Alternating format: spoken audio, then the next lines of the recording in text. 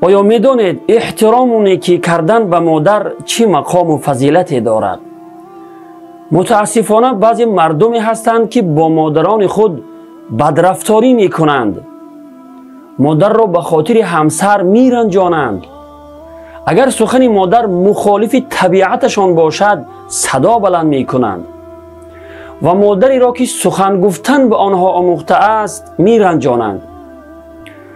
خودنمایی کرده دست و پای مادر را شستن و بوسیدن و این همه را رسم و نوار گرفتن کار آسان است، ولی نه همه انسان ها احترام مادر را به طور لازم انجام می دهند. از کمترین رفتار و گفتاری که سببگار رنجش مادر می شود باید پرهیز نمود. هر کسی که عزت و احترام مادر را به طور کامل انجام می دهد، هر دعایی که می کند دعایش اجابت می شود. با این قصه عبرت آموز خوب گوش اندازید. مختصرا آن را برایتان بیان می کنم. در روایت امام مسلم آمده است که حضرت عمر رضی الله عنه در جستجوی مرد از اهل یمن با نام اویس بود.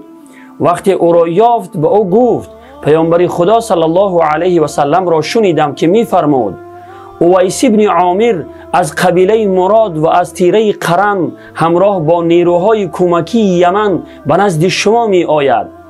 او به بیماری پیسی مبتلا بوده ولی از آن شفا یافته و به اندازه جای 1 درهم از آن باقی مانده است. او مادری دارد که به او چنان خدمت کرده است که هر دعایی که می کند الله آن را اجابت می کند. اگر امکانی برایت فراهم شود که برایت طلب مغفرت کند، از او طلب مغفرت کن. پس حضرت عمر رضی الله عنه فرمودند ای اویس برایم طلب مغفرت کن. پس اویس قرنی برای حضرت عمر رضی الله عنه طلب مغفرت کرد.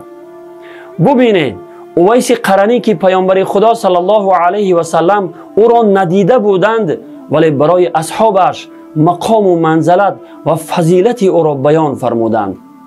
تنها به خاطر آن که عزت و احترام مادرش را بجا آورده و او بسیار نیکی کرده بود. برادران و خواهران عزیز، شما هم می توانید به مادرانتان نیکی کنید و عزت و احترام آنها را به طور کامل بجا آورده چنین فضیلت ها را به دست آورید. همین الان شروع کنید و تا دمی که زنده هستند از آنها قدردانی کنید و احترام آنها را بجا آورید. و السلام علیکم و رحمت الله و برکاته.